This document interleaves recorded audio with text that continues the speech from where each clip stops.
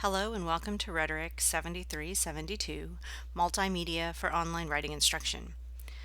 My name is Dr. Heidi Harris and I'll be the instructor for this course.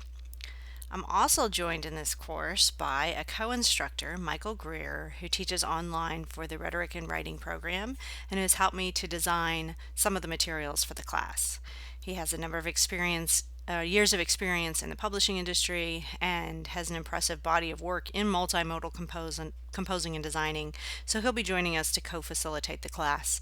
And you'll see some videos and materials that he's created to help us understand elements of multimedia design. This is a fairly unusual class in that I think everybody in the course has either had a course with me or knows me in some way, so I'm going to do just a really short introduction to the components of this online course. If you have any questions, you can feel free to email and ask me later. There are three components actually to the class, and the first one is our Blackboard course site. The only things that we'll be doing with this Blackboard course site that you see on your screen now are getting announcements from that area. So you'll see announcements every week that will be both here and generated to your UALR email. It will be the place where we'll kind of bounce off into other parts of the course, and your discussion boards and grades are going to be in this area. So all of our discussion will be in the discussion boards area, which you should be familiar with. If you're faculty in the in classes at UALR, more than familiar with these. And I just want to mention very quickly that two things. The first is that this first forum is called the Meta Forum, and that is a place where you can go to kind of talk about the class in general, any reflections you have, or overall kind of thinking about the class. If you click on that when you go to get your class set up and started, you'll see a subscribe button up here at the top. And if you go in and subscribe to that forum, you'll actually receive email alerts anytime anyone posts in that forum. So you can kind of keep up with the discussion without having to go into the discussion board and continue to click in that area. The other discussion boards in the class are subscribed to threads. So let's say, for example, in the first week's discussion, you create a thread and write the answer to the questions, thread. Once you hit submit, you will be able in those boards to go back into your thread by clicking on it, and then go up to the upper right hand side and click on subscribe. So instead of subscribing to the entire forum and getting all the posts from all the people who are participating in the class, you can just subscribe to your particular thread or the threads of those people whose conversations you want to follow, and you'll just receive emails from those particular threads. It's a great way of meeting the discussion requirements for interaction and engagement without having to go back directly into Blackboard over and over. And again, as I said, your grades are also in this area. There's also a rubric attached to the grades area in each of the discussion board columns that will help you understand how the discussion boards are assessed each week. So that's all for that discussion board area. From the Blackboard site, you can click these three buttons here to link to the rest of the course. And part of the course is in Google Docs, and that will be your syllabus and schedule. And then the remaining materials in the course, including all of the assignment descriptions and materials, are on our course webpage. So I'm going to go first to that because if you do not like operating in Blackboard, you can also operate almost completely from the course webpage as your home or landing page.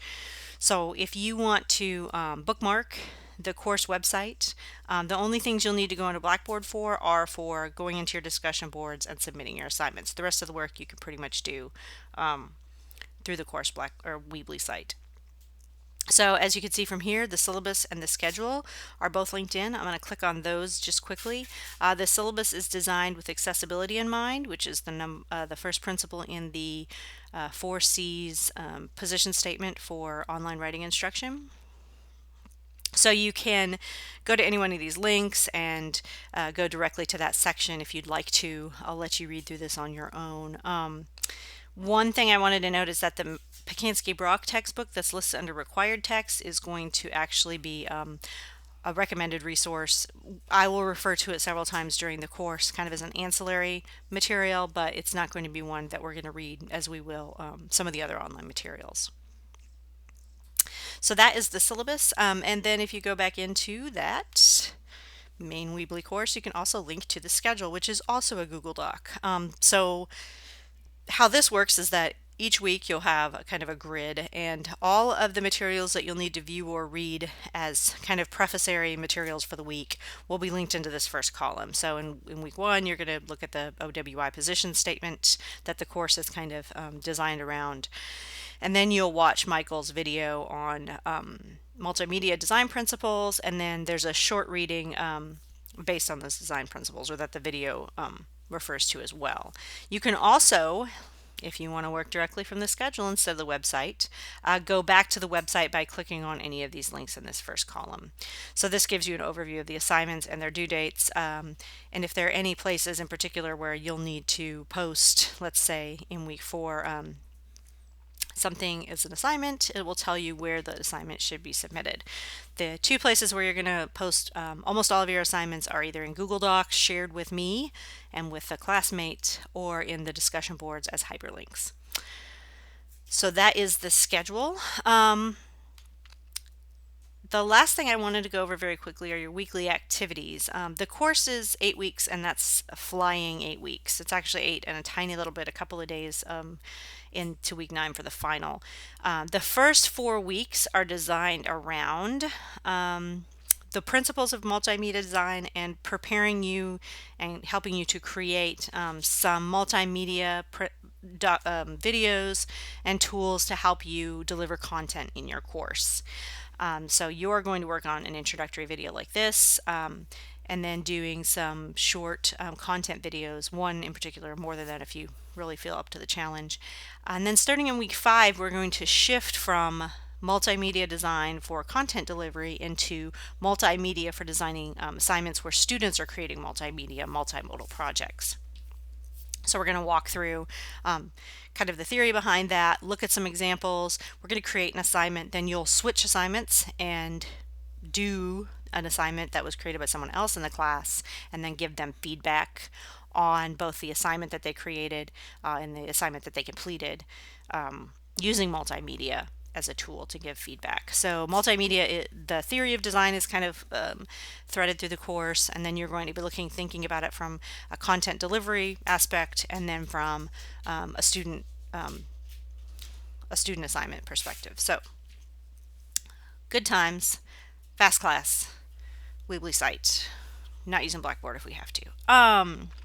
Anyway, the weekly activities, you can click on any one of those weeks, or like I said, go in from the schedule directly to get to those areas. There are some examples threaded in throughout the weekly assignments area as well, so spend a little bit of time clicking on the hyperlinks, because those are important examples that go along kind of with the overall content of the course.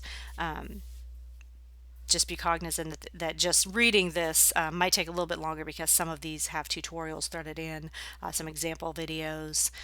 So I would say, just to get through kind of going over the materials in the class, you'll probably want to take set aside an hour or 2 every week minimum, just to get through the readings and the videos in the course, and then complete the discussions or the materials as well. Finally, just really quick, this is the outcomes, or these are the outcomes for the course. They're in 3 main sections. And each one of these is tied back, if you see these little numbers, to the OWI position statement of effective practices in online writing instruction. And we'll talk about that as the course goes along. So that is all. Thank you for taking the course. I look forward to the discussion. I think this is going to be a really exciting class. We have people across the spectrum of experience, from never having taught online or never having taught, all the way up to having taught, developed, produced multimodal materials for 10, 15, 20 years. So I'm really looking forward to the discussions we're going to have. If you have any questions, let me know, and I really am going to enjoy this class. So let's get started.